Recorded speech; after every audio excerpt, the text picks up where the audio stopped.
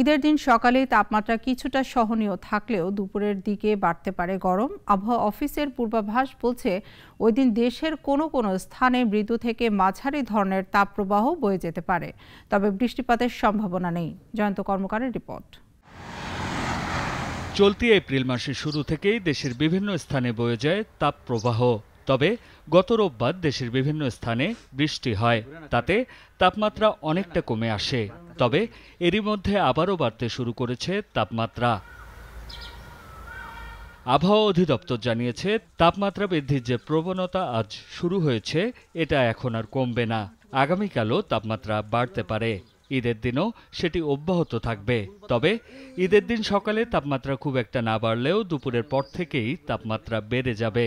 ওই দিন রাজশাহী ও ঢাকা বিভাগের অনেক স্থানে মৃদু থেকে মাঝারি তাপপ্রবাহের সম্ভাবনাও আছে। 10-11 তারিখে তাপমাত্রা মোটামুটি সহনীয় তাপমাত্রা থাকবে।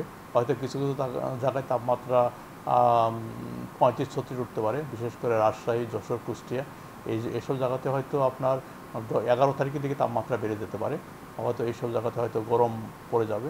আবহাওয়া অফিস জানিয়েছে 14 এপ্রিল থেকে তাপমাত্রা আরও বাড়তে পারে। 15 থেকে 16 এপ্রিল তীব্র তাপপ্রবাহ হতে পারে।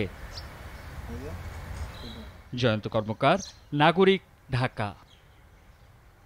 একমাত্র ওয়ালটন এসি দিচ্ছে 1 বছরের রিপ্লেসমেন্ট গ্যারান্টি।